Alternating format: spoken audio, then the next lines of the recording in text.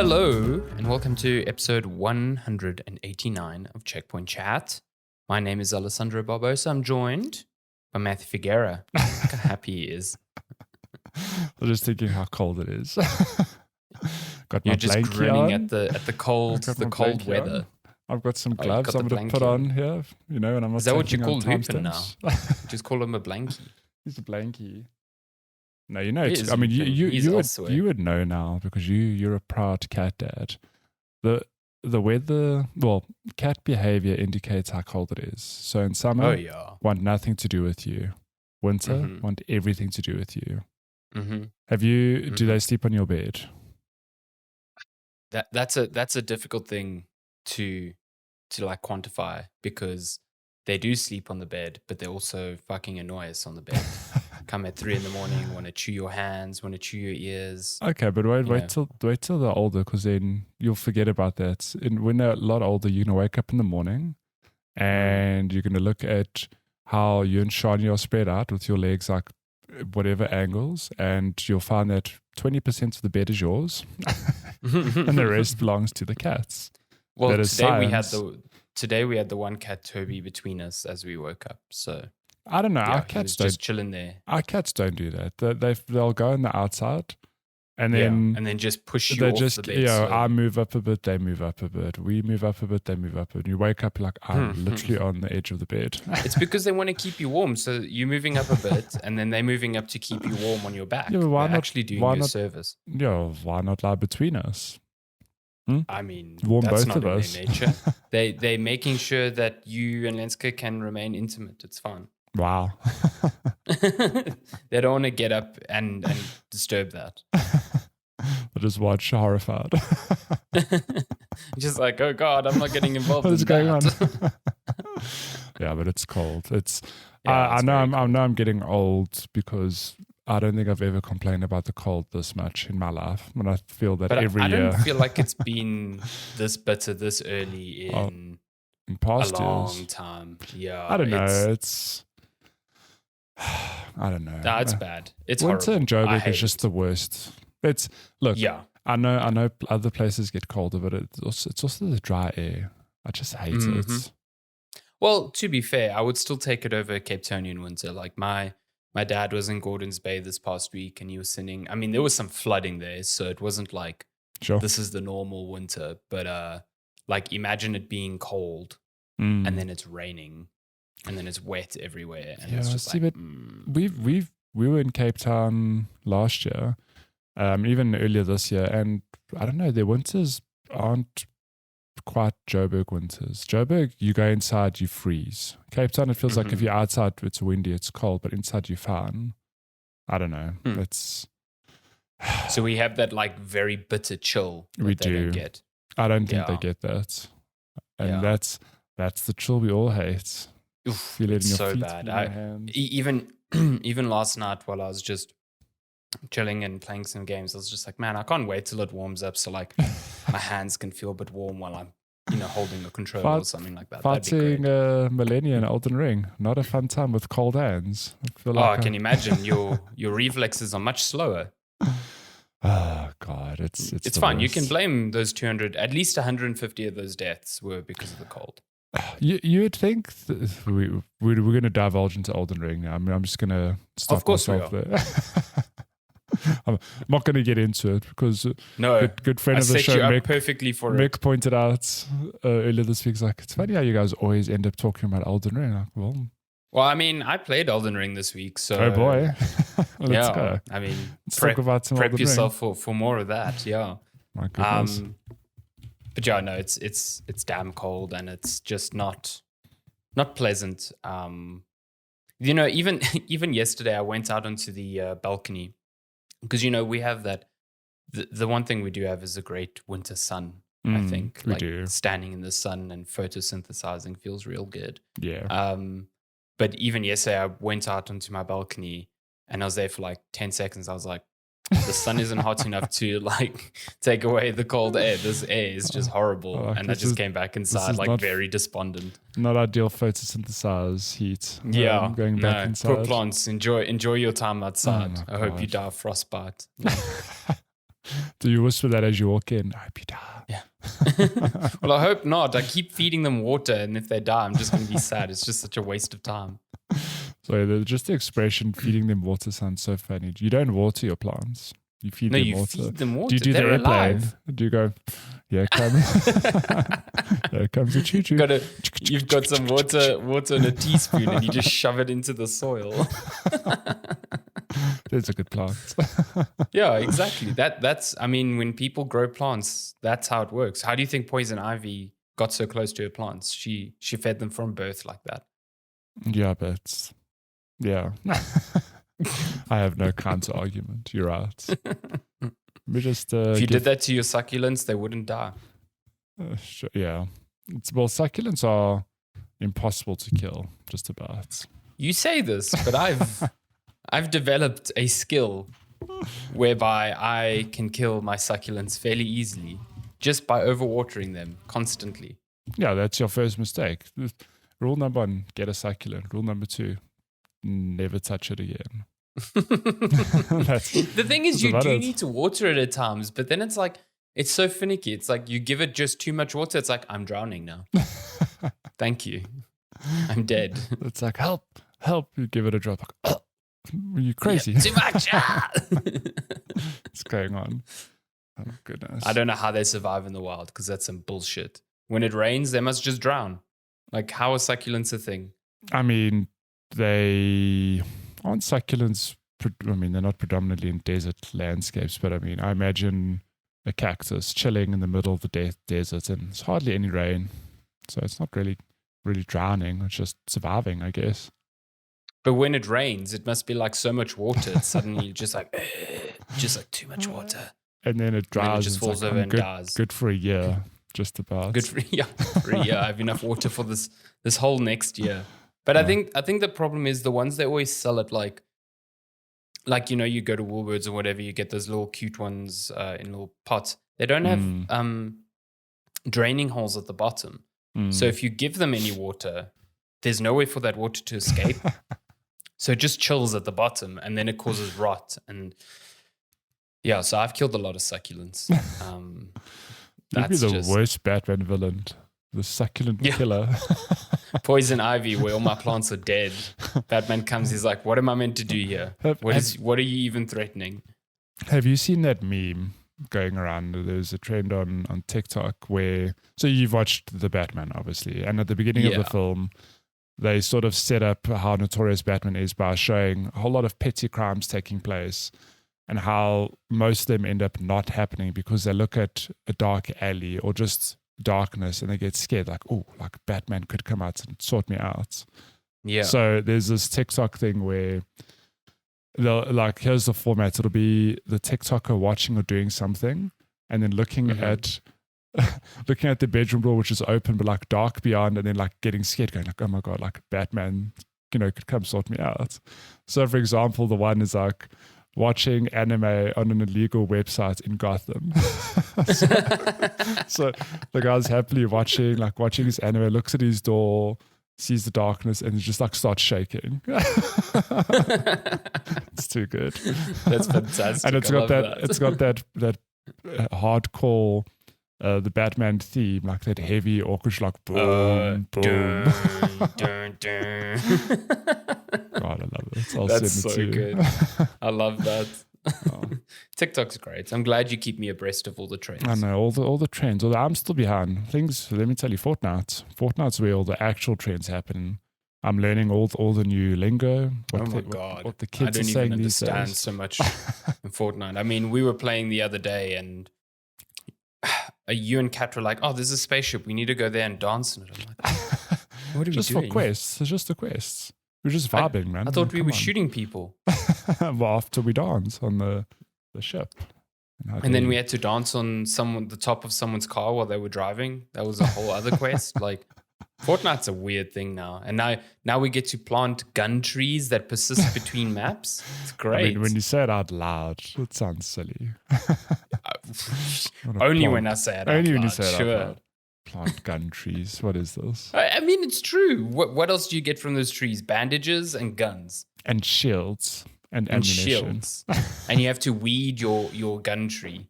Otherwise, Yeah. it will give you bad loot. When I streamed Fortnite earlier this week, one of my viewers compared it to Stardew Valley. So it's like, oh, okay. So you got to plant a tree, you got to weed it, and then go shoot people. Cool. It's Yeah, that sounds about right. Yeah. And just don't feed it too much water, otherwise it will die. Oh my god. Just always do the choo-choo noises. Yeah, feed it with water. This Checkpoint Chat, we talk about video games. Aside from weekly Fortnite now, we've been playing some other stuff. There's actually stuff coming out, which is really cool. Nice. Last night, I got to give a go to Teenage Mutant Ninja Turtles, Shredder's Revenge. That nice. new, is it Dotemu that makes it? Yeah, I think it's idea. Dotemu. They've made a lot of these like NES inspired throwbacks. Kind of over the years now. If I'm not mistaken, they did River City Girls. Let me just check. Oh, is it the same studio? Oh, no, wait. They did Streets of Rage 4. Okay, so I confused. Okay, but still, yeah. It's that side-scrolling beat-em-up. Exactly, yeah. They did Streets of Rage 4 and they did Windjammers 2. And they are the ones that are doing that like XCOM Metal Slug game, which looks really, really cool. Yeah. It's like, what aren't they working on? Yeah, so they're doing a lot. But Shredder's Revenge is very much a SNES-inspired like 2D brawler. And it's cool. I really fucking like this game so far. I'm not super good at brawlers, and I don't know if that's because I just didn't play them much as a kid. So I just don't understand, the mechanics of them super, super well. Like you sort of have to go into them with like a fighting game brain. You constantly like pulling off combos and trying to get, juggles in the air and stuff like that. But so that's why when I played Streets of Rage 4, I kind of found it very difficult and I didn't really vibe with it, even though a lot of people like, this is incredible. Yeah. I know Darren and Jeff love that game. Yeah. So I was worried the same was going to be, it was going to be the same here. Yeah. But so far it's not. I think this one is far more chilled. It's a lot easier to pick up and play, I feel like. So you only have... you mostly have a single attack button that you can chain into like combos, and then you do alternative moves by like jumping in the air and then doing a dive attack with your attack in the air, or you press attack and jump at the same time and you do a launcher type attack. Yeah. And then you've got a special attack that you can use after you've like recharged this bar in your HUD, and that just does like usually an area of an effect attack depending on the turtle or, April O'Neil or Splinter, depending on who you've chosen to play as. And it's cool. I mean, you have to worry about enemies, whether they're behind or in front of you, because you have to orientate yourself for your attacks. You can't just attack and it will automatically attack, behind for you. And then obviously because it's 2D, you've got to be on the right like level to hit them. So if they're like above you, you won't just like hit them, stuff like that. I feel like I'm explaining the most basic things for beat 'em ups. Yeah, but this is I the get it, sort of things I've like figured out that I have to like worry about when I'm playing. But it's great so far. I'm only playing alone, and I feel like this game would benefit from playing with maybe one or two other people. You're able to play with six people at a time, which seems insane to me. That just seems like chaos.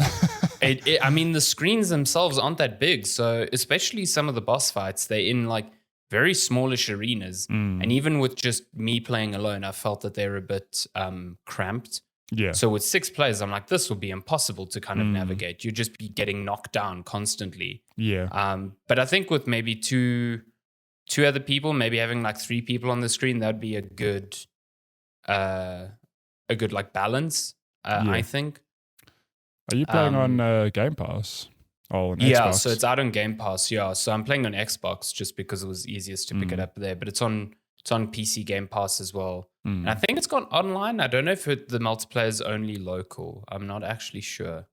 I mean, if it'd be cool for that online. If you really want to investigate that 6-player co-op, how are you gonna whip out 6 Xbox controllers? Quite a And Tall you know, ass. have 6 friends. It's very difficult nowadays. It's a hard time after lockdown. Oh. Too soon. It's rough out here. But I think what really brings me into this game like a lot is just the whole vibe. Like if you've watched any of the trailers, it's really got that Saturday morning cartoon NES vibe or SNES vibe to it. And that's really faithful, really colorful, really good pixel animations. I mean, like animations that are far beyond what were possible back then, but it retains the feel of that era. Yeah. And it's just fun. Like sometimes you'll walk into a screen and the foot soldiers will just be doing some weird shit. Like one of the levels was in a zoo, and I'd walk across the screen, and before they noticed I was there, they would be just like eating ice creams and stuff like that. Some of them would be working on a PC. In a kitchen level, they would be like stirring up like pots or like cooking with little chef's hats on top of them. It's so silly. Yeah. It's so silly, and it's just really cool. And some of the grab attacks you can do, like if you grab an enemy and you press down and attack, you throw them towards the screen, and that just looks really fun. Cool. Yeah, so it's cool. And you've got a bunch of characters to choose from. You've got the 4 turtles, obviously, Michelangelo, Donatello, Raphael, and Leonardo. And then you've got April O'Neil and Splinter. And then I know you can unlock Casey Jones, but he's not unlocked from the get-go. So maybe you have to complete the story to unlock him, I assume. And apparently the story is not that long. Apparently you can finish all of it in like 2 hours, but the game lives and breathes on replaying it because like each level has challenges for you to complete. And some of them are really like the very first level in the game. One of the challenges is like, do not get hit. I was what? Excuse me? I've just started playing this game.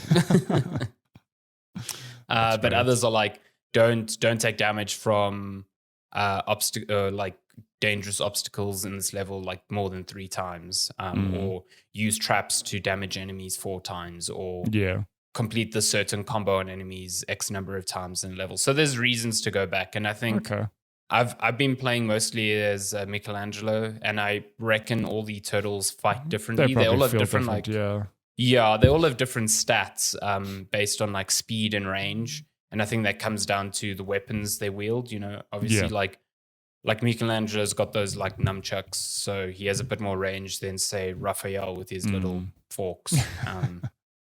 Which he uses to feed his plants. What are they? They're ninja forks, yes. That's how he eats his pizza. And April O'Neil's just got a microphone. I don't know what she's doing. So, He's getting the scoop.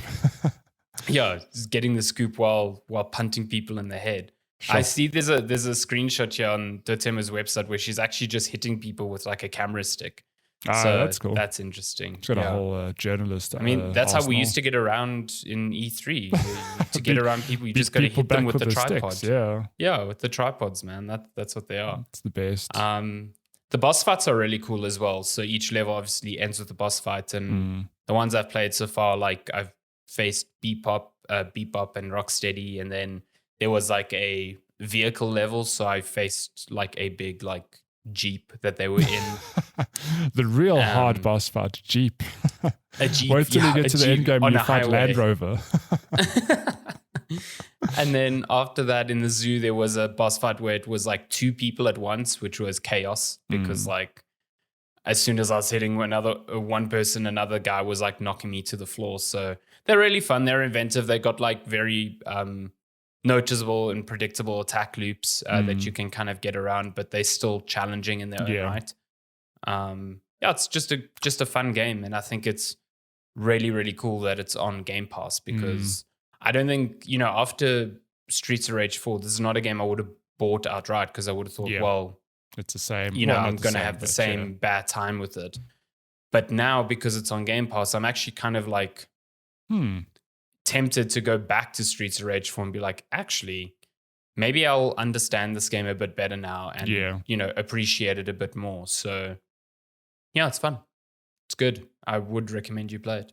I think especially that it's 2 hours. I'm like, yes, that's a quick little game I can play in one sitting. I mean, obviously replayed a few times, but I'd like to do it at least once, just so I can see what it's all about. That's cool. I remember playing one of these games as a kid. I can't for the life of me remember which one it was, but I played it to death. I don't know if it was 2 or 3 something. But yeah, same. Also like a side-scrolling. Also, yeah, side-scrolling.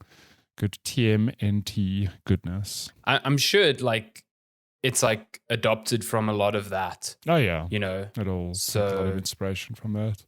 Yeah, definitely.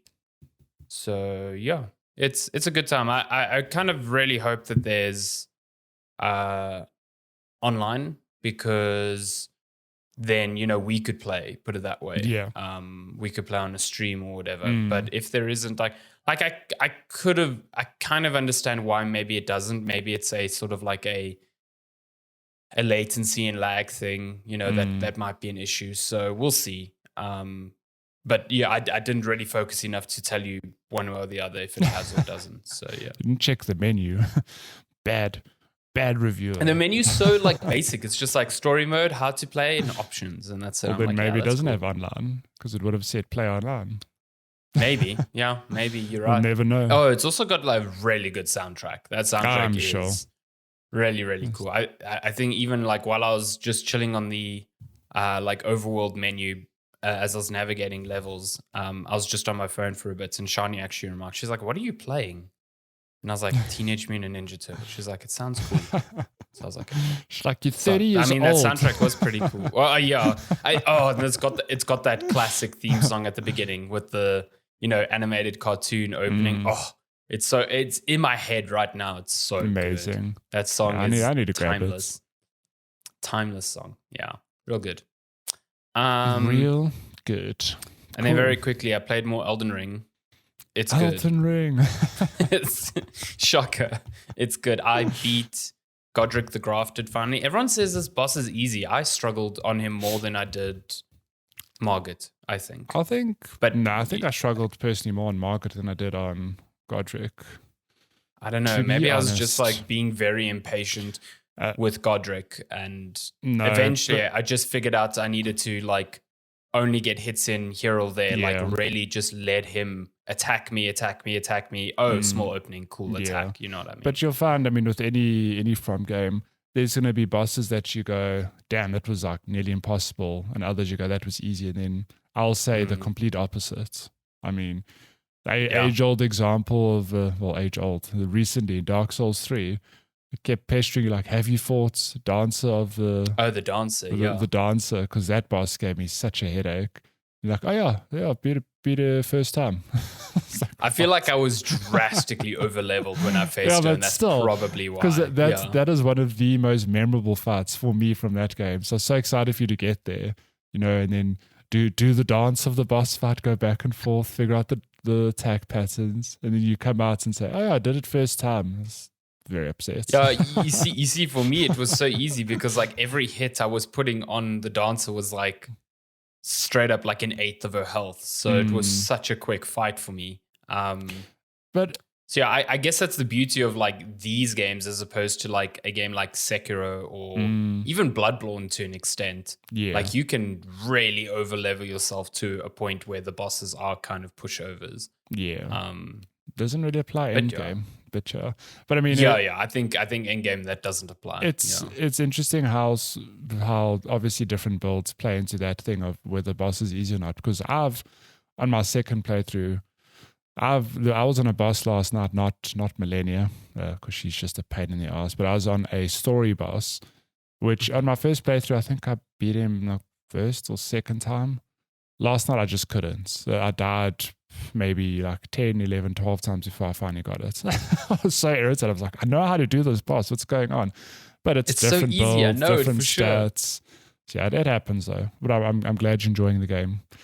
Some of the bosses I'm finding the hardest actually are the ones that you fight at those little summoning circles. Oh, yeah. I don't know, the X goals or whatever. Exagoals. Everjail. I know it's spelled Everjail. GAO, but it's pronounced jail. Everjail. Old spelling of jail, yeah. I fought 2 of them so far, and both of them have given me issue. The one was just this enemy that was super fast and aggressive. The Bloodhound. The Bloodhound. Oh my god, I just could not deal with his speed. It was, and then I fought one that was a sort of knight that had like a big sword and a shield. Crucible Knight. Yes. And I eventually figured out that Crucible Knight was very, very vulnerable when he does his like shield charge. You can kind of just like move around him and it dodges his shield charge, and then he's so vulnerable like straight after that I could get like 3 or 4 hits. And that's it. And then when I'm building up bleed damage, like that is just, it's actually just fucking him up so quickly. Crucible Knight can't bleed, I don't think. Oh, you're right. Actually, you're right. He doesn't build up. He doesn't build up bleed damage. You'll fight many of those Crucible Knights throughout the game, and they are. Will they also have magic dragon tails? Yeah, you'll find some variations. Some Fuck, have I hated spears. that. When he goes into second phase, and like every now and then he just whips out this magic dragon tail. Yeah. And the amount of times he killed me as I had like 1 or 2 hits left because of that, because I wasn't expecting it. I was just like, I hate this guy. Look, those Evergels are worth it though, because you'll often find that they drop a weapon or a shield or a something. So that Bloodhound, I haven't used the weapon, but I know that he drops a very cool that sword. So he uses. I'm busy trying to upgrade my strength just to use his weapon because it's another bleed weapon. Yeah, so it's got a cool L2 as well. Yeah. So, yeah. But those are cool little things that I've found, and now I'm just like roaming around the open map, just enjoying my time again. I've run into this ridiculous enemy that is also just like aggressive and whatever. It's one of those, those sort of like hunchback, slinky sort of enemies that shoot magic at you. Yeah. And then there's that monstrosity that's like a bunch of them mangled into one. The and Revenant. He just jumps at you. Yeah, he just jumps at you from ridiculous distances. Like, and as soon as he lands, he's on you again. Like, worst enemy in the game. Stupid. I don't even know how to deal with him. Like, it's just impossible to even dodge him because his range is just ridiculous. So I'm walking away from him and going around and killing big lobsters instead. Do not fight the big lobsters. Also, not I fought a big lobster and I won. I ate that tail. And then, like Kat said, you fought one, you'll never fight one again because you know it's not Probably worth it not. now. Yeah, it's really not worth it. The reward for it was nothing. worst. Literally nothing. Well, I'm glad you're slowly chipping away at Elden Ring because I still feel that it's early days for you. The game. I do get the sense that it's still early days, and I haven't felt that like while I'm enjoying it, I haven't felt that like that sort of euphoria that I feel like you and so many other players have, where it's like, oh my God, this game, like it's doing things that I've never seen. So far, it's like, yeah, this is a Souls game and it's open world, but there hasn't been that flip of a switch where I'm like, holy shit, this game, Yeah, so I'm waiting for that to happen. Yeah. I don't know if it's a light bulb moment so much as it's just the more you play it, you realize the scope and the attention to detail and all of that stuff. Okay. Keep chipping away. It's a good time.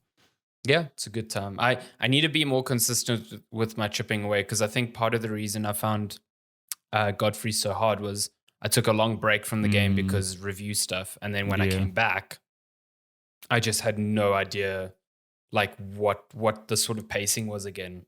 I also played Fallen Order in between them. So that completely screwed my pacing. Like the most forgiving parry window with... Exactly. And it's so like Fallen Order gives you so much time to like wail on enemies and get them into like locks of attacks, and Elden Ring's like, cool. Enjoy trying that here. Yeah. Yeah. Sorry about that. My recording stopped prematurely and don't know what happened, but we're back.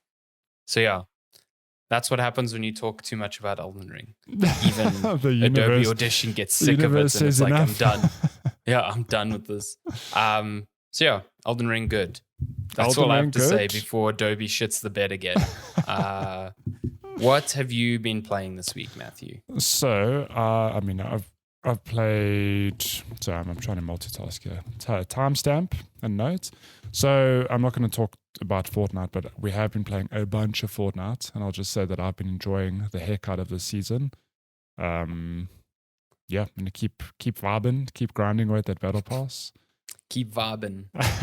But other than that, I finally got around, well, not finally, it only launched last week, if I'm not mistaken, but Mario Strikers? What is it called? Mario. God, isn't it Mario Strikers Superstars? That's or it. something? Mario Mario Strikers Strikers Superstars. Battle League. Oh my gosh. Not Mario even close. Strikers Battle League. We got him.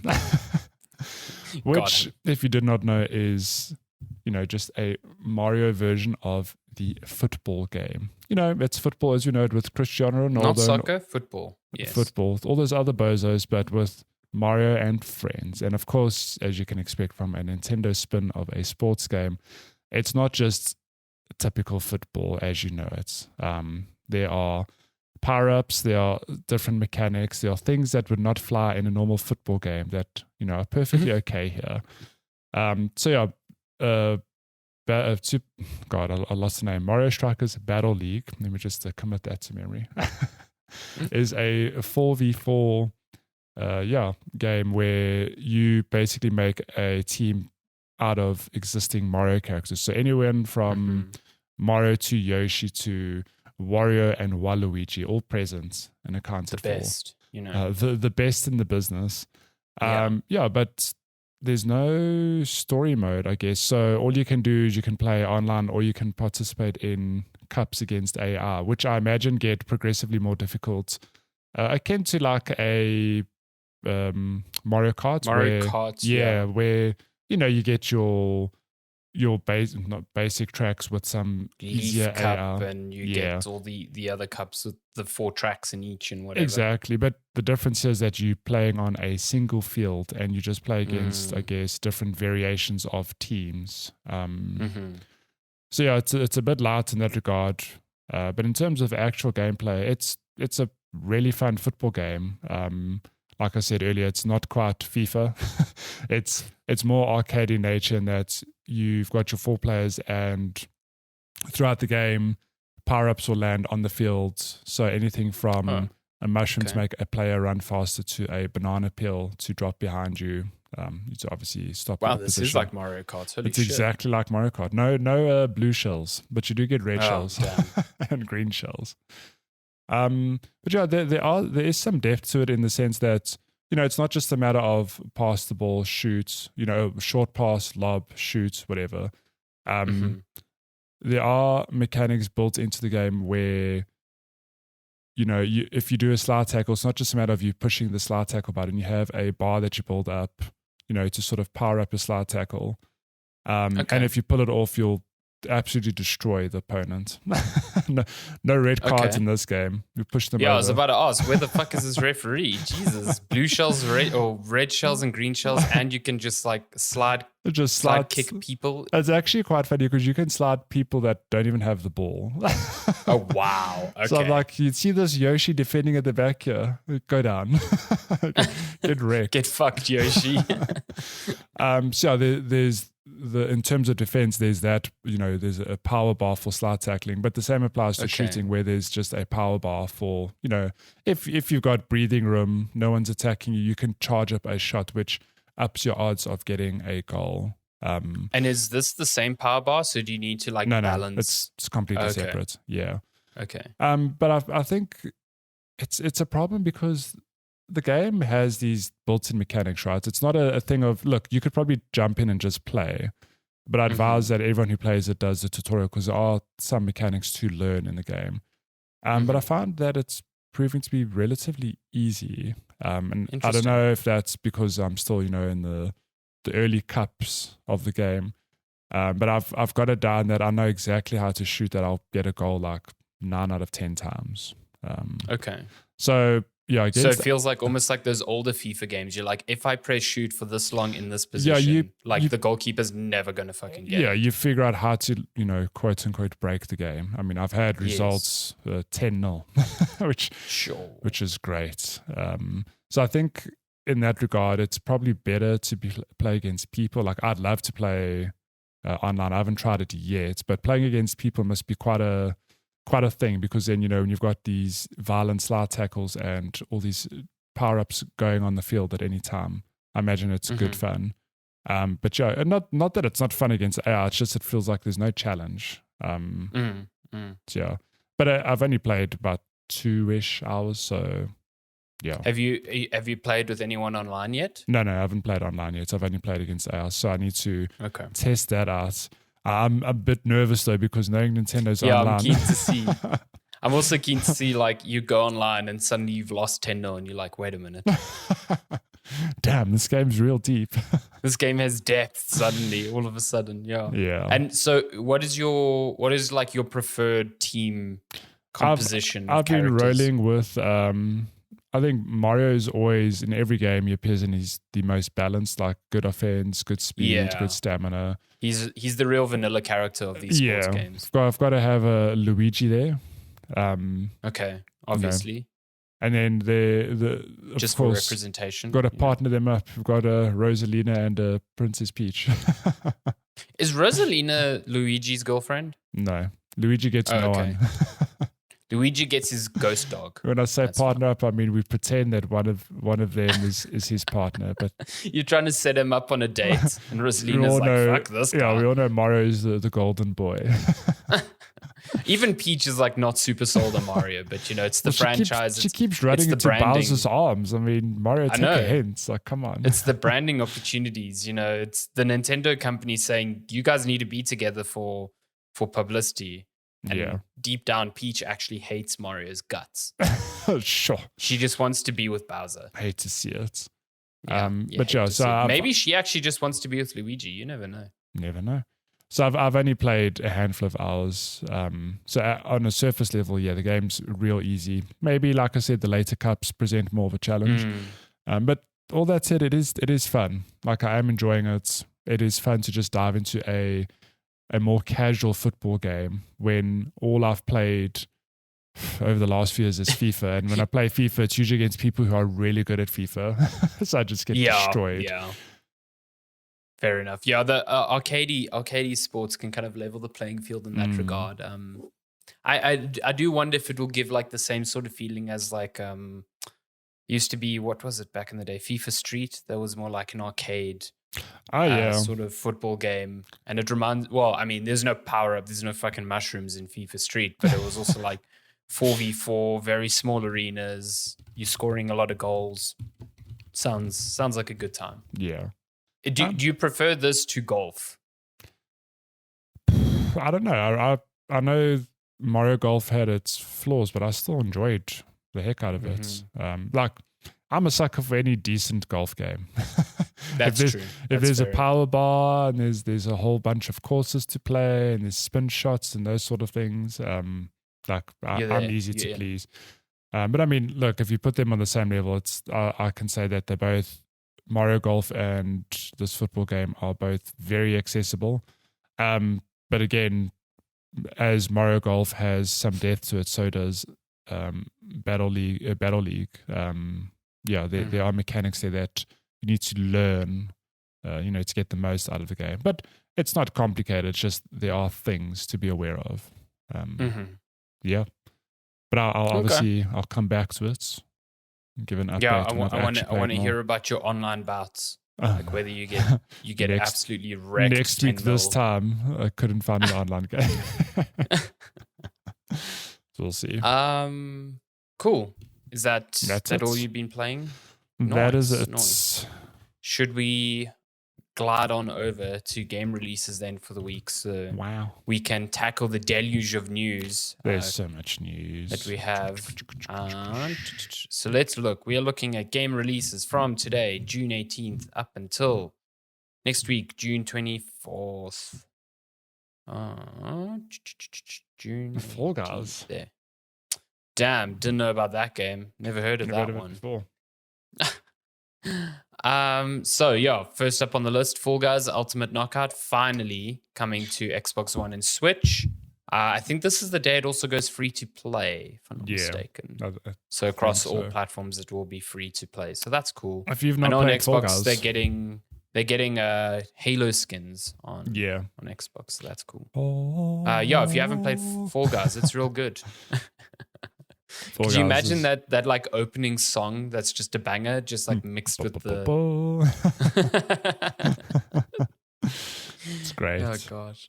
Shadowrun Trilogy Console Edition coming to consoles and Switch June 21st. It's a lot of platforms. Wreckfest coming to Nintendo Switch June 21st. That will be interesting because that game is real visually demanding and Sure. physics demanding. So yeah, Yep. good luck to the Switch. Ragnar coming to PC and Switch June 23rd. This is another battle royale that's super popular overseas. Naraka Blade Point coming to Xbox Series X and S June 23rd. Sonic Origins. I'm not even sure what this is. Sonic Origins. Let me. It's the first game remastered. Sonic Origins is an upcoming. It's a compilation. It features remasters of the first 4 Sonic games in the Sonic series. Cool. So, namely Sonic the Hedgehog, Sonic the Hedgehog 2, Sonic CD, and Sonic the Hedgehog 3 and Knuckles. Sure. Cool. Sonic CD at last. Wait, was it really called Sonic 3 and Knuckles? Why not Sonic and Knuckles 3? Or Sonic. That's such a strange. Never mind. Don't argue with the 90s, okay? And it's not even like a colon. It's just like Sonic 3 and Knuckles. Ampersand Knuckles. Okay. I failed to see the problem here. Big game for the week, Fire Emblem Warriors 3 Hopes. So that's the Dynasty Warriors inspired new Fire Emblems Warriors game. Coming to Switch. That is out this week. Yeah. My goodness. And then the Capcom Fighting Collection, which I imagine I don't know what's in a lot of stuff. It's Capcom. got Street Fighter 1, 2, 3, 4, 5, 6, Street Fighter 1 Turbo, 2 Turbo, 3. I don't know. What does it have? I think you actually. So it has. So it has the Darkstalker series, Red Earth, Cyberbots, Super Gem Fighter Mini Mix, Super Puzzle Fighter 2 Turbo. That's a good game. Hyper Street Fighter 2, and that's it. Oh, okay. Only one Street Fighter. My bad. Yeah, only one Street Fighter. Just lots of games. Yeah. Nice. So that's cool. That's it. Yeah, that's it. And that's really the rest of the month doesn't look like huge. So yeah, enjoy those games. Enjoy them while you can. I guess. Well, before they're gone. Before they leave forever. So news. A lot of this might be maybe old by the time you're hearing this, but because it would have been a week since the showcase, but we last recorded just before the Bethesda and Microsoft showcase aired last week Sunday. Do you want to open with that and not with Final Fantasy? Sure. Okay. Yeah, fuck. Let's actually just go Final Fantasy. Yeah, because that's more recent. Final Fantasy. Square Enix had easy to persuade. It's more recent. It's probably more exciting. But Square Enix had literally probably like 9 or 10 minutes, so it was very brief. It was for 14 whole smackaroo of minutes, yeah. Was it 14? Okay, it didn't feel that long. But it was a Final Fantasy VII 25th anniversary celebration. Probably the first 4 minutes of that stream were dedicated to just showing like big letters of each of the games flowing by very slowly. It was very stupid. If you're watching the stream, let me just scrub through to my favorite part here. There we go, merchandise. Oh God, yeah. When they started the stream and then like the first thing they showed in exciting announcements was merchandise. I was like, God. Yeah, I want that Buster Sword alarm clock. I was like, what is this stream going to be? We're all being rickrolled here. What a mess. But the stream did have a happy ending. There were lots of good announcements. It had bangers. Yeah. So first up, we are getting finally. Hold on, was that a ring of Cloud's belt? I think no. This is like it's like a Shinra ring. No, in the game you get those bangles that you slot your material into. So I think it's okay. Yeah. That's pretty cool. So accessorize.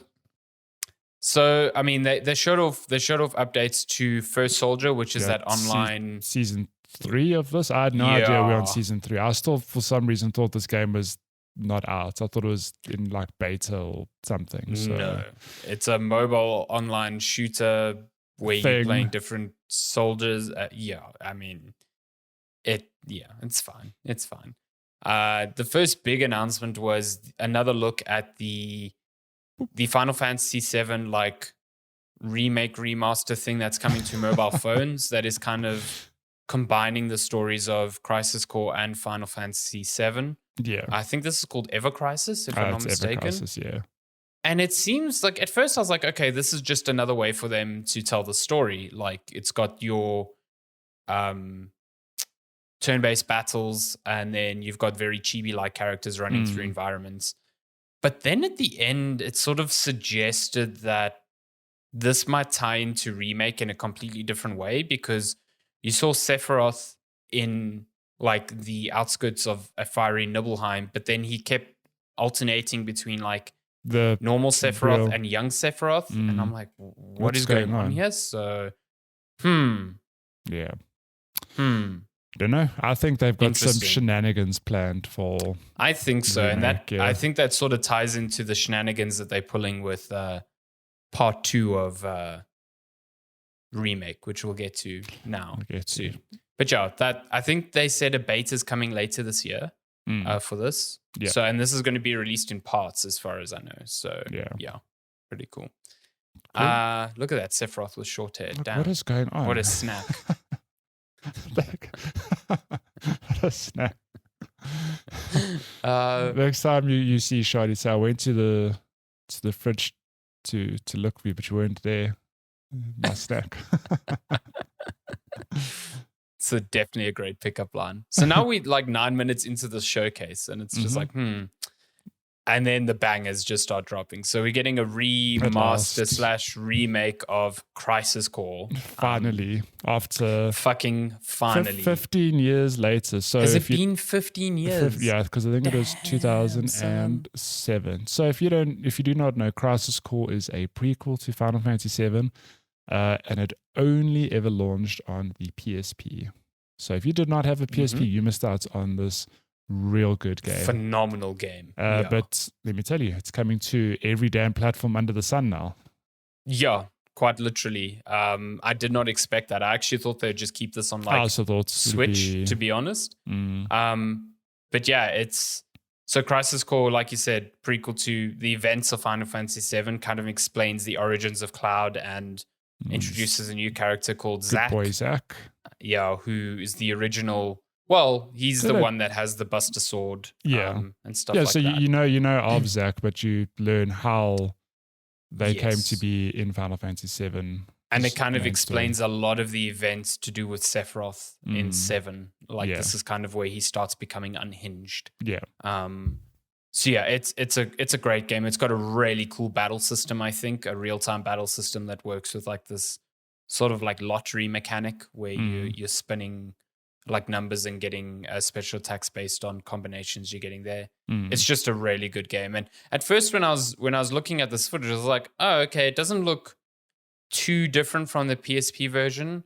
But then I've watched comparisons and holy shit, yeah, it is. I mean, it's borderline a remake. It looks entirely different. Look, it's visually just incredible. It's not in the same. It doesn't have the same visual fidelity as Final Fantasy VII remake. No, not at all. But it still looks real good. I think that's why it's coming to Switch, because I don't think you had if you had something that looked like remake, it would never. It's impossible that it would work on Switch. So. Yeah, I'm ready to fucking cry buckets at the end of this game. Although, you know, we don't know. Yeah, you don't know. Like, if they're going the remake route with this, the ending might not be what you expect. Sort of like 7 remakes. So, yeah, I don't know. It's called Crisis Core Final Fantasy VII Reunion. There's some shenanigans going on here. Seriously.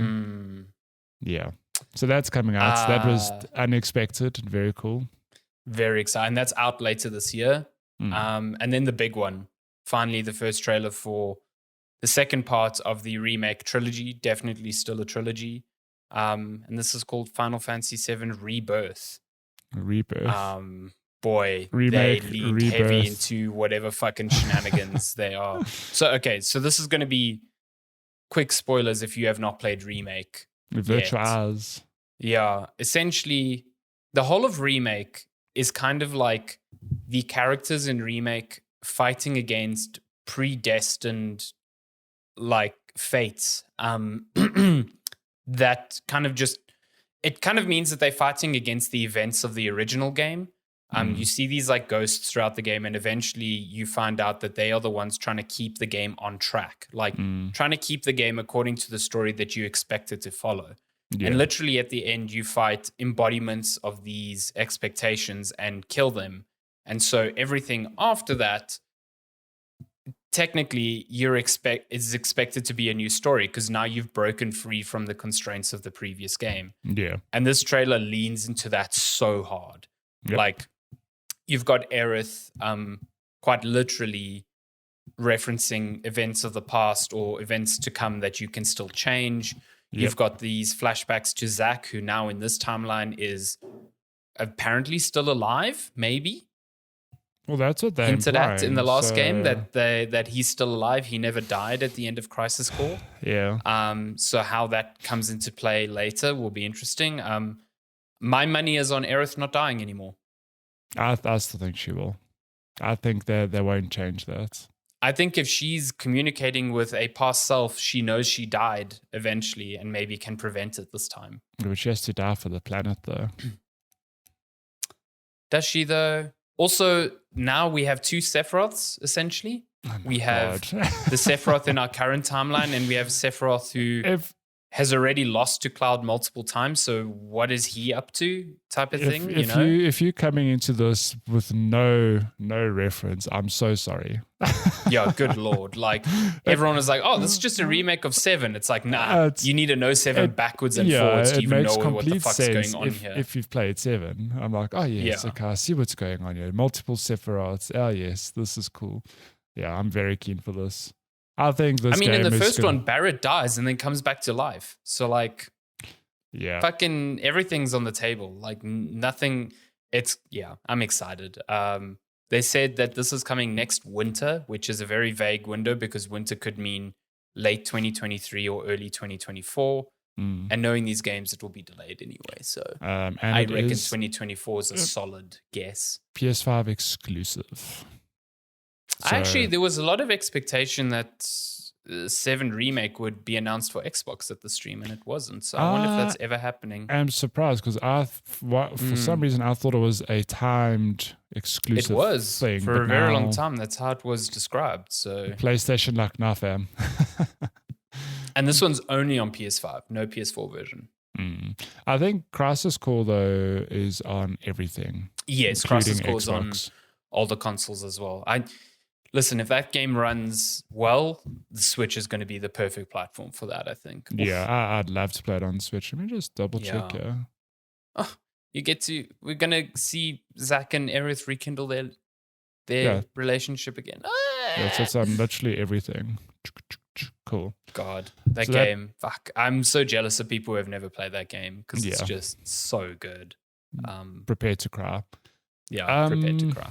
So that is not, remember, this is E3, not E3. So we spoke about Jeff Keighley's Summer Game Fest last week. And since then, a lot of little streams have since taken place, including, obviously, this Final Fantasy 7 25th anniversary. But I suppose, do you want to fly through the Xbox and Bethesda one quick? Because it is old news at this point, but we can have a quick look at some updates here. I mean, most important one, we got a trailer for Hollow Knight Silksong. Oh yeah, Jesus, the fucking scream I let out when this thing came on screen. I was not expecting it. Yeah, this is completely left field. Did not expect Silksong to pop up at Xbox. It is coming to Game Pass, and I think the most exciting bit, the theme of the show was everything you see is not everything's coming to Game Pass, but everything you see is out in the next year. So like everything they showed was 12 months away at most. Yeah. So Silksong in the next 12 months. I mean, it's not a solid release date, but I'm hoping. I'll take it. Yeah, coming to Game Pass. Game Pass day one. That's a big one, and it's coming to Xbox because previously this was only announced for Switch. So that's a big deal. I'm sure. And that gameplay looks fucking great. Oh my god, I've watched that trailer so many times. It looks. You should go watch the original trailer. It's still real good. I did. So it has changed slightly.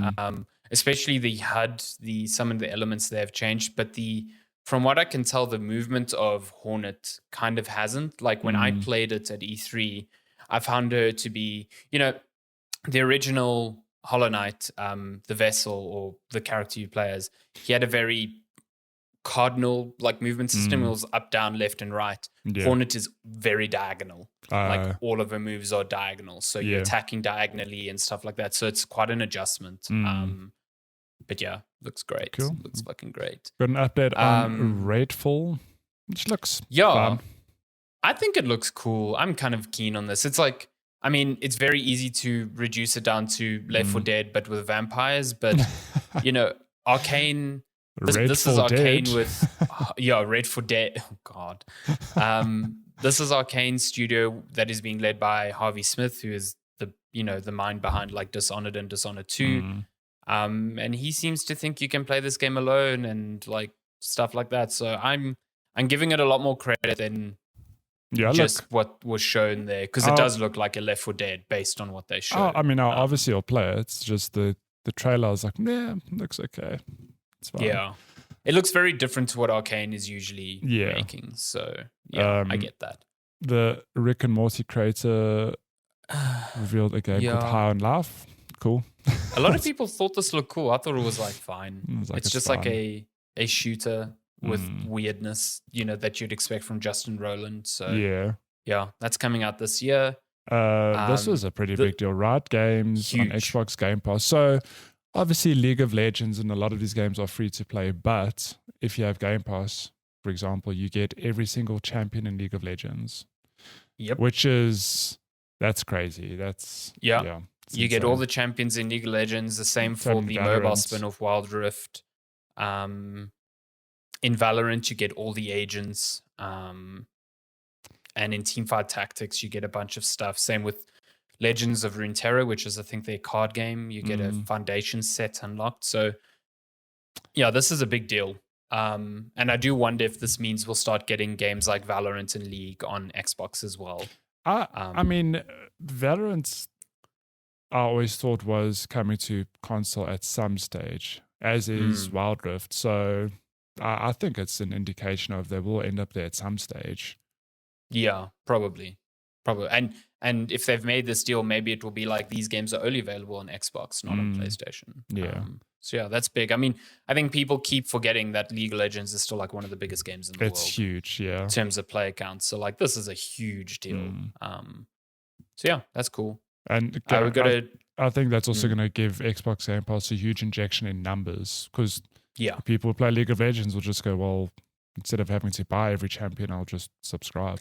Exactly. And I wonder if it only... So I assume you have to continue to be subscribed to have access to those champions. I think so, yeah. Yeah. I don't know how that'll work, but... we got a trailer for A Plague Tale Requiem. Oof. I am so looks good. For this game. Need to play this first game. I'll be honest, do not think it's coming this year, even though the trailer suggested it is. I could easily see this being an early 2023 game. Yeah, but I played A Plague Tale. What was the recently? First one called? Innocence. Was Innocence. Yeah, I played it recently because it got that like next gen patch. Man, that game is great. Like, if you ever enjoyed a Last of Us game, like it's straight up a Last of Us. In terms of pace and tone and gameplay, it's fucking great. Very keen for this one. So yeah. Trailer for Forza Motorsport, which is not called Forza Motorsport 7 or 8 for some reason. It's just called Forza Motorsport. They just kind of reboot, because the last one was 7. Could developers stop doing this? Just stop it. Just please. I hate it. Because then what happens in 10, 15 years again? Do you now reboot your franchise with Forza Motorsport? I can't wait till the next Horizon. It's just going to be Forza Horizon again. It's just... So this is the first time in a very long time that we don't have... Well, okay, I lie. Last year we got Forza Horizon, and the year prior we got no Forza game. But like usually they've been on a cadence of like, alternating. But Forza Motorsport has kind of been in the works, well, this new one, since like 2017, 2018. Sure. So yeah, it's finally coming in spring or summer 2023, so early next year. But boy, it looks fucking great. Like, real good. Whatever engine they've spent years working on to redefine like the look of this game, it just looks like Gran Turismo looked great this year. Polyphony always did, it's a showcase, but this I'm This sorry, looks just real good. looks a level above. It looks incredible. So yeah, keen on that. I do love me some Forza, so very keen. Microsoft Flight Sim is getting a whole lot of new planes and other goodies for the franchise's 40th anniversary. That's wild. That Flight is Sim is insane. older than me. Yep. You can also fly the Pelican in Flight Sim. They had that whole, they had the ship and they had the and I was like, oh, this is so stupid. I laugh every time. Oh. This was quite surprising. Overwatch 2 was part of the showcase, and it is completely free to play. I think it's only the multiplayer though, hey? No, but I don't think the single player. That's fine because for months and years we've been scratching our head going, how's this going to work? You're going to split your fan base. It was just silly. Like, it made no sense. It made no sense. So Overwatch 2 is free to play. The multiplayer. Out in October. Can you believe it? Yeah. No, early access begins in October. It's not out officially, but I think, yeah. And we've got a new hero, Junker Queen. Yeah. It looks pretty cool. This may as well have been the Xbox, Bethesda, and Blizzard showcase because boy, Blizzard brought all of their games here instead of anywhere else. So we'll get there. Yeah. Arrow History Untold. This is just a real-time strategy game that reminded me a lot of Civilization. The Elder Scrolls Online is getting another expansion called the High Isles, coming June. It's out basically tomorrow. If you're listening to this on Monday. Right, yeah, it's out. Yeah. Fallout 76 also getting some new stuff. What is this? The Pit, which is apparently an iconic location. It's basically Pittsburgh. But I think it was present in some previous Fallout games. So, yeah. Cool. Fallout 76 getting more support. That's cool, I guess. That's cool, yeah.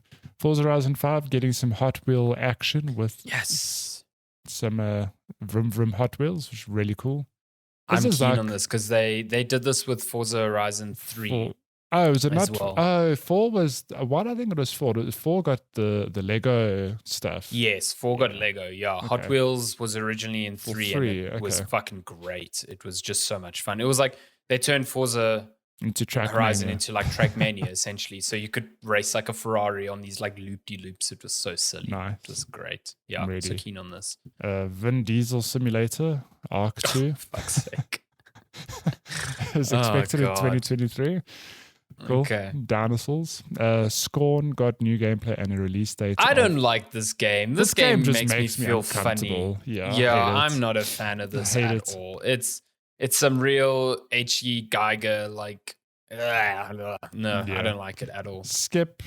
Flintlock Siege of Dawn is coming. This looks really cool. This was a brand new game out of nowhere, and this looks fucking cool. It reminds me of God of War, sorry for the axe, but with guns. With a gun. It's got really a whole like steampunk vibe to it. It looks pretty cool. It looks really cool.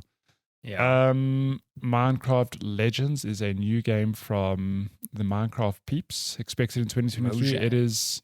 Is it a real-time strategy or it's a strategy game? Yeah, it's a strategy game. I don't know if it's real-time strategy. Yeah. I'm just trying to look for gameplay here. I've got gameplay here. It looks sort of like a real-time strategy game. Looks cute. I love that this team will never not make Minecraft. Yeah, essentially. I mean, if it's sort of like Dungeons, which was a very simplistic or pared down ARPG, I think this could be really cool. Yeah. For sure. Yeah. Latia Frontier is a farming simulator. With mechs. Hell yeah. Gunfire Reborn. I don't remember this game. I think there was just a bunch of like smaller games shown at this event. This is that really cool like first person shooter with like a cell shaded look. I do recall it. Yeah. The Last Case of Benedict Fox. Looks pretty cool. Real cool. Yeah. It's like a 2D mystery adventure game. Yeah, essentially, it looks pretty great. Yeah. As Dusk Falls, this game. Games like this don't trailer well. No, not at all. Because, I don't know, a game like this will probably be good when you play it, but watching the trailer, I'm like, it just doesn't showcase what is really like happening behind the scenes properly. No. But there's a lot of talk about how interesting these branching storylines are. So I'd be keen to try it out. I'm always down for a good story. Yeah. It's interesting that it can be played with other players. So that I don't quite get. Up to 8 players. That's okay. Interesting. Naruto Blade Point, as we mentioned earlier, is coming to Xbox June 23rd. So this week, it is a battle royale with anime and swords, basically. Melee battle royale, essentially. Yeah. A Pentiment. This is quite a surprise. So Obsidian Entertainment is making a game called Pentiment. Over and above all the other stuff they're working. Jesus, they are working on so they're working on like Grounded, Pentiment, Avowed. Yeah. So Pentiment, what got me was that it was described as a sort of 16th century Disco Elysium. I'm like, okay. That seems cool. So when this trailer rolled around, I was like, "What is this?" Yeah, it looked super weird. I mean, it's like a 2D RPG essentially, a lot of story-based stuff. So, yeah, I'm keen on that. Mm-hmm. And then on that, Grounded, the other game, now has an official release date coming out of game preview in September. I can't believe we played this 2 years ago, just about when it came to to game preview. I recall playing it, and there was very little content at the time. So yeah, I'd be keen to give it another go. Yeah, I've added a lot. Erebin Shadow Legacy, a fast-paced stealth platformer game. I'm just watching the trailer now. It looks pretty sick. Yeah, I'm kind of keen. Cool. Anything with stealth and platformer in, there. Cool, I'm there. I'll give that a go. 100% there. And then another surprise in the show, Diablo 4 got a Necromancer trailer. But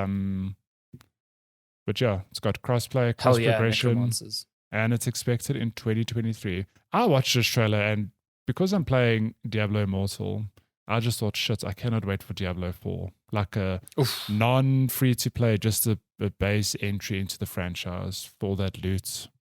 Goodness. So that's coming. Sea of Thieves is getting more content. Shocker. The game that just keeps going. We played this at E3. Was it E3 or Gamescom? I always get them mixed up. Was it E3? It was E3. Before it launched, like a lifetime ago. Literally. A Ravenlock is an action-packed fairy tale. This game, the placement in the showcase felt off. It is like hit after hit after hit. Diablo 4, this very dark game, and then there's like Ravenlock. It's very whimsical, like fairy tale. I was like, okay, that was a bit random. A Cocoon from who's this? Developed by the gameplay designer of Limbo and Inside. This looks great. This also looks really cool. It's like puzzles within puzzles. So, and it's being published by Annapurna. So coming out next year. Oh yes, Wulong Fallen Dynasty. It's another Souls-like from Team Ninja. Is it from? Oh, is it okay? I wasn't quite sure. Yeah. Why did I think that? Is this part of a franchise though? Right? No. So a lot of people thought this was Neo 3, but it's just not. It looks a lot like Neo 3. Yeah. But yeah, it's a whole new thing from Team Ninja. It's coming to other platforms as well, but it's going to launch on Games Pass. So nice. That's cool. Another big surprise. Big news. Persona. Hey. Yeah, Persona holy shit. 3 Portable, Persona 4 Golden, and Persona 5 Royal coming to Game Pass. It's the first time Xbox. any of these games are on Xbox. Yeah, this is crazy to me. So, I mean, Persona 3 Portable as well. That's just a huge surprise. But Persona 4 Golden, Persona 4 was a PS2 game, and then Golden was PS Vita exclusive. It's since come to PC and PlayStation. And then Persona 5 Royal, obviously only PlayStation exclusive. Is it on PC? I think it is on PC. I could be wrong. All coming to Xbox and Game Pass. I think Persona 5... No, Persona 5 is not on PC. It's not. This is the first time it's coming to PC. Persona 4 is on PC. Yeah. Okay. So Royal is basically Persona 5 with the additional content. You get a whole new party member and new story stuff. So that's the one to play if you've never played. So Royal's coming out on October 21st to Xbox and PC. and the 2 games coming later. They'll be all on Game Pass. Good to note that these are coming to other platforms as well. Yeah. And then Xbox announced Hideo Kojima. So there was a lot of talk about Hideo Kojima's new game. There was that rumor. What was it called? Overdose, I think. That he was making a horror game. So they didn't announce that game specifically. They just basically said that Kojima and Microsoft are working on a game that will use cloud stuff, which a lot of reports seem to indicate that this was the game he pitched to Stadia, and Stadia didn't take up on it. But yeah, this is being done with Microsoft Game Studios, so this is straight up an exclusive. Like, there's no question. Finally, about that. The next Strand game. But who knows when the fuck it's coming? There wasn't even a name announced. I would say a good 2-3 years out. When I say they announced Hideo Kojima, they legit were like... He was just there. He's like, hey, I'm Hideo. I'm working on a game. So John Michael pointed out, it's like, when in the history has anyone just said like, oh, hey, here's this developer? And like, that's the announcements. He's just one of those people that you can do it for. Like, yeah. And then at long last, we got some Starfield gameplay. And it looks entirely okay to me. Yeah. Listen, it looks like a Bethesda game in space. And that's all I can really say. I get the love for Skyrim and Bethesda games, but I don't know. Maybe I missed Skyrim. I played Oblivion before it and I loved it. But I don't know. There's something about these games that I don't go like, ooh, Starfield. I mean, I played Oblivion and then I think I played Fallout 3, both of which I loved. And then I just fell off the Bethesda bandwagon. But look, not at all to take away from these games. It's just, it doesn't look like... My concern is that this could be the next Cyberpunk, where fan expectations are like sky high. And then it's just like you said, it's a Skyrim in space, which is fine. I worry for that because the expectations... I mean, I'm seeing...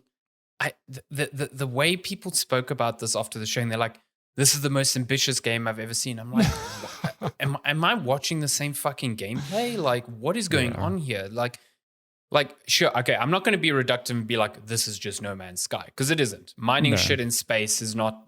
No Man's Sky wasn't the first game to do it. It's not the only game that does it. Like, but genuinely, this just looks like you've got multiple different hubs in space. You've got characters to talk to, and it looks like a Bethesda game. I see nothing gameplay-wise that's ambitious. I see scope that's ambitious. Sure, the like, scope it looks is huge.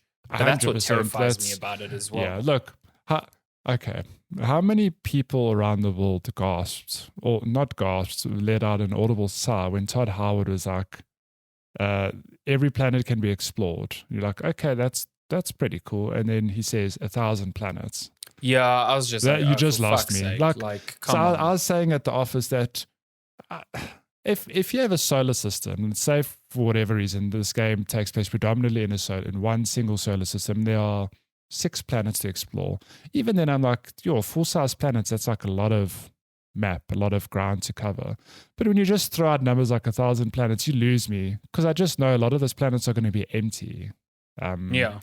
So yeah, it's you hit the nail on the head. It's too ambitious.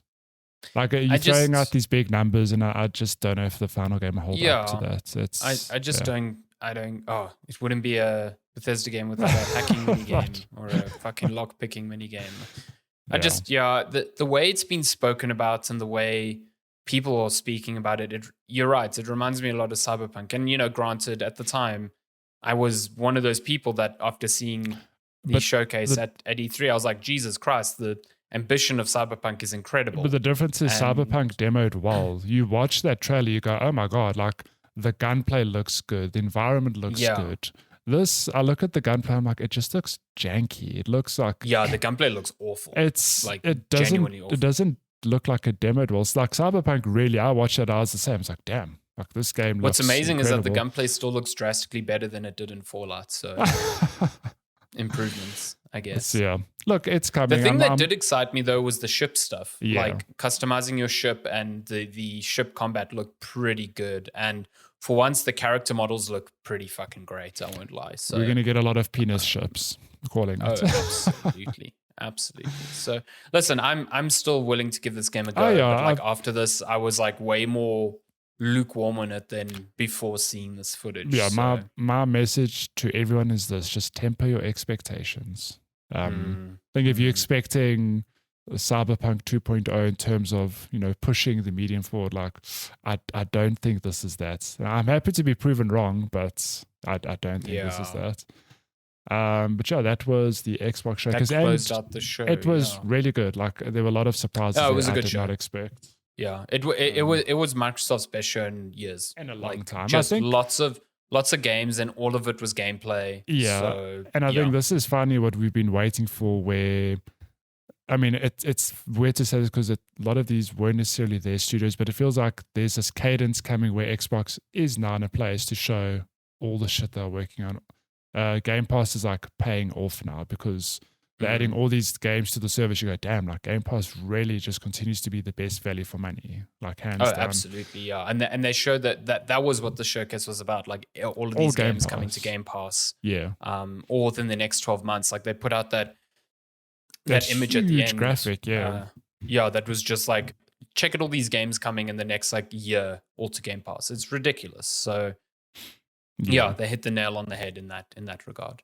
Cool. Well, let's fly through the rest of news. Just tying into this showcase, Todd Howard did an interview, was it with IGN or someone? And we got news that Fallout 5 will be the next game after The Elder Scrolls 6. Man can't help himself, man. Like I was like, yo, Starfield's not even out yet. Howard said that Elder Scrolls 6 is in pre-production. So like the game's not even in active development yet. No. And he's all like, yeah, cool, Fallout 5 afterwards, man. Don't talk about games that are more than a fucking decade away. Like, just don't. Like, I mean, how long have they been working unless for Microsoft Starfield? is giving them enough money to split into a two-team studio, I just do not think that that's what it's going to be. But yeah, boy, that's just so dumb. Idea. Like, just don't talk about it like that. Like now. Yeah. What he did say that Starfield can be completed. Well, the main quest can be completed anywhere between 30 to 40 hours. So that's not too bad. Nope. In other shows, so there were a bunch of showcases this week. A lot of indie showcases, but we're going to end off with the Capcom showcase. Also another good one, which had Resident Evil 4 remake get an actual gameplay trailer. Pretty... If you're going to call 30 seconds of Leon walking gameplay, it's actual gameplay. Okay, we've got some actual gameplay now.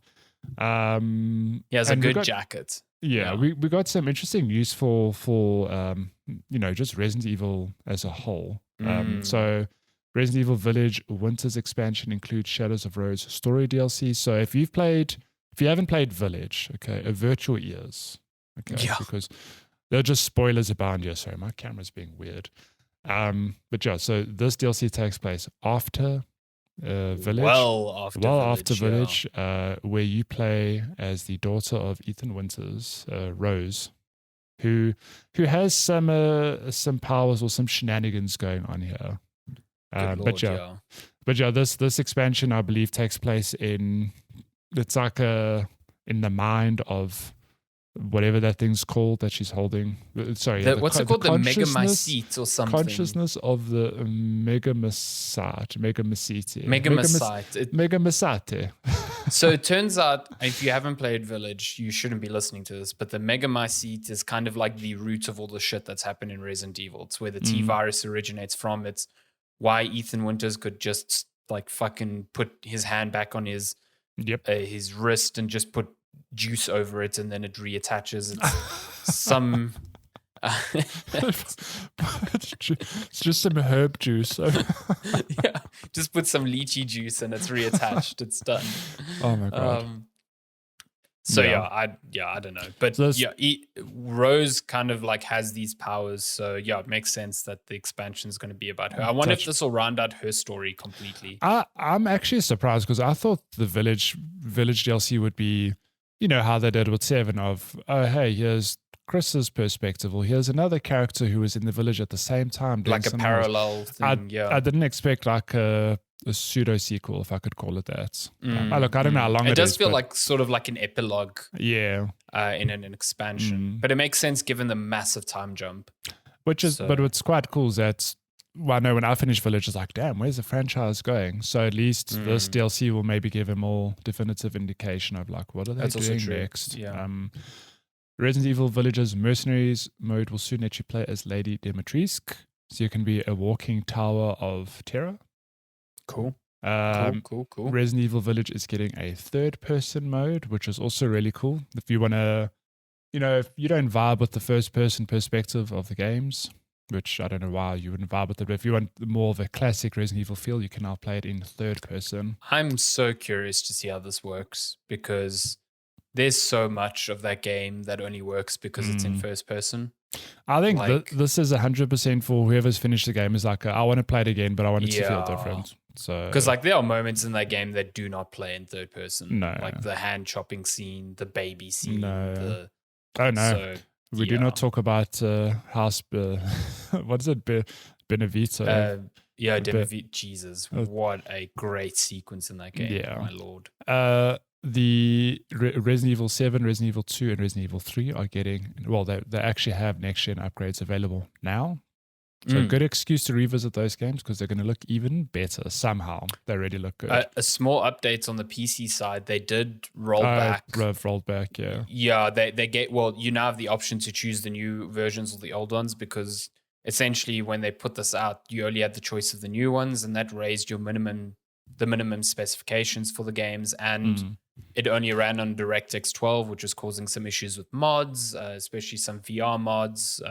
So yeah, it's good that Capcom quickly reverted that. Yep. That's neat. Resident Evil Reverse will officially launch this October. This is I straight up forgot this game was still coming. 6-player PvP deathmatch game. Look, I'll play it just because I want to see what it's all about. Looks like shit. And then, so sorry to say.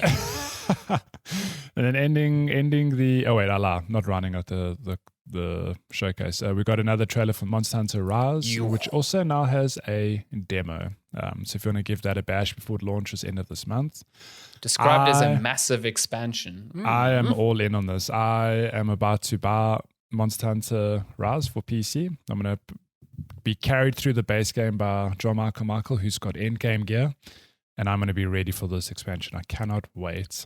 Because you kind of have to blitz through Rise again. I have to. You need to get ready gear-wise. I was hoping there'd be a means to, because the game's not tied to levels, it's tied to gear. So I was kind of hoping that they'd say like, hey, you can just skip the first game. Here's some starter armor for the expansion, which is like level appropriate. But nah, it's fine. I'll just have to speed through that rather lackluster story. And then Exoprimal got a gameplay trailer and a closed network test coming ahead of release. So this is that not Dino Crisis game, but still like PvPvE. Basically. With dinosaurs, it's right? Like Dino Crisis with mechs. Sick. I'm down. I mean, it looks interesting. I don't know how it's going to be. But yeah, this is coming. And yeah, Street Fighter dinosaurs. Street Fighter 6 to get at least one more announcement in 2022. Man, the fervor around Street Fighter 6 during this not E3 has been insane. Like that's the game everyone's kind of talking about. And people who got to play it like seem very chuffed about it. So I'm glad.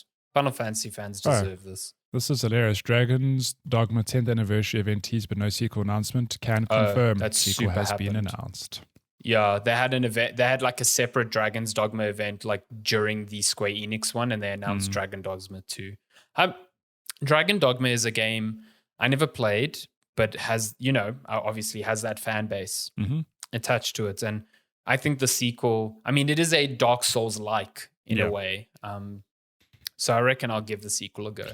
I just think of poor pal Wiki Garth who gave the original 4 out of 10. And a lot of people did not enjoy that first one. So that's fair. That is fair. And then, so that's basically a run of all the showcases. Then just one surprise little announcement, potentially. A return for Lollipop Chainsaw is on the horizon. Yeah, basically the IP got reverted to the original publisher. So, and they say that it's coming back. I never played Lollipop Chainsaw, but I just remember it being spoken about a lot because of how wacky the game looked. You basically play as a chainsaw wielding cheerleader in the middle of a zombie outbreak. I guess that's what the box might say. I don't actually know. Never played it, so I'd be keen to see if it comes back. I think cool. Yeah. Long news segment, but that is news this week. Should we move on to questions? If you want to send us questions, you can email us checkpointchatpodcast@gmail.com. You can also find us on all our social platforms at Checkpoint Chat. What is on the dock for? Well, okay, so last week, No, you go for it. Last week, we had an issue, technical issues, and so, we couldn't do questions last week. So we're just rolling those over into this week. So we have... so we actually answered half of these last week, but no one knows what we said. So we can start from scratch here. Yeah, that's also true. Good friend Gary, aka Geek Physique, asks, what's the game you wish you could play but just never got to? So I said... This is actually... I actually forgot about this, yeah. This is PTSD, because I said, well, I would play the Mass Effect trilogy because blah, blah, blah, I haven't had the time to play it and whatever. And then you were about to answer, and then my power died. I've been waiting a week to know. I forgot what I was going to answer with. I'm trying to remember now what I was answering with. And I think even forgot. Then you're like, oh yeah, I would. And then my power cut. So that's great. So you would say Mass Effect, correct? Like Mass Effect is the trilogy. Yeah, and I still reckon you would really, really enjoy that franchise. Like, it's a lot of games now, so yeah, it's a lot like, to think powering about getting through into 3 as well. games like that would be difficult. But yeah, I actually still don't know what I'd play if I had the time. Elden Ring. Yeah, Elden Ring. I'd just play far more Elden Ring. That's all. Maybe the Yakuza series. I'd actually give it like a proper go. That's a good one. You know, because I've picked up Yakuza 0 like twice now, and I've bounced off of it twice. But I think I really just need to dedicate a lot of time to it and actually give it a go. And maybe I'll get as engrossed as everyone else seems to get with these games, because they are very long Japanese soap operas, essentially. So, yeah. This is hilarious. We had a question from Megs last week who asked, is Silk Song the new Duke Nukem Forever of trolling? Now, last week when Megs asked this, Silk Song still MIA, unaccounted for. But as we saw in news, we got a new trailer and at least an indication of release window for the next 12 months. So no, it is not the Duke Nukem. Thank God. It still trolled us for many years, though. It trolled us for many years. Very close, yeah. He also asked, is 2022 the final year of PS4 game releases, or still one more year to go, 2023? Oh, we discussed this. So it's definitely not, because Sony themselves have said that they're only phasing out PS4 releases by 2024, I think. So yeah, on Sony's front, they definitely aren't expecting that. And this is from their first party standpoint. I think they're gonna start slowing it down gradually. But when you couple the issues with PS5 stock and the pandemic delaying games and all these factors, I think it makes sense for them to just continue supplying games to PS4 when there's like over 100 million customers there. And they just cannot put out PS5s fast enough. So and this is like because COVID's like a once in a lifetime historical event, which has just like messed up this console cycle. Completely. Completely. I do wonder, like, are we gonna get? I'm pretty sure we'll get a quote unquote PS5 Pro at some stage, but it's just weird because you would think now 2 years in, 2-3 years, like we would stop making PS4 and Xbox One games. Yet most of the announcements being made are still coming to last gen for that reason. Like you said, there's just a big install base. So I don't know. I think 2024 might be the year that they sort of stop talking about last gen stuff. Probably, yeah. But then and I do think some of their exclusives before then will start becoming only PS5. But I wouldn't be surprised to see some already still coming to PS4. Exactly. Like, there's some rumors that Ratchet & Clank is going to be announced for PS4. the Rift Really? Apart one, which is like crazy. Yeah. That blows my mind because that was also one of the games of like the hard drive loads so fast that it lets this. Yeah, and It's impossible on all the consoles type of thing. It's like, that okay, just now screams to me of PR talk where it's it is. It was 100% PR talk, but in the lead up to console releases, people they lose that part of the brain that has rationale in it. So how dare you? And then one last question from Cello ZA. When can I send a few different mustards for Sandy to eat and find his favorite? English mustard, lol. Disgusting. You can send me all the mustard you want. If it's English, I will just throw it in the bin. Just straight up in the bin. I will look at it. I won't even open it. I will just I'll take a permanent marker and put a sad smiley face on it and just throw it in the bin. Yeah. Sure. And throw it with force so it breaks. Hate to see it. Yeah. Yeah. But send me some other like spicy mustards. I'm there, man. I'm good. Spicy mustard. Just keep your fucking horseradish out of my mustard. And his wife's name out of your... Yeah. And my wife's name out of your mouth. That's all questions from last week. None this week because I had these banked. You never put out a question. It's fine. It's fine. I did not. If you want to send us questions, you can also email us checkpointchatpodcast@gmail.com. You can find us on social media at Checkpoint Chat. And that's been episode 189 of Checkpoint Chat. Potentially almost another technical disaster halfway through. Yeah, so that would have been fucking hilarious. Would it have been? We're back. Would it have been? We're back on it now. We're back on it. Yeah. And we'll be back on it next week. Non-E3 has now finished. Thank the Lord. Praise be. But I think there's still going to be some stuff throughout Summer Game Fest. There's a lot of indications that there's a Nintendo Direct at the end of the month. Oh boy. Equal indications that there's going to be a state of play before the end of summer. Annapurna's got a thing in July. So there's still things here and there. It is a Summer Game Fest after all. So it's a season of announcements. It's a season of play, as they say. Stick around. Cool. Thank you so much for listening, and we'll be back next week. Okay, bye. Goodbye.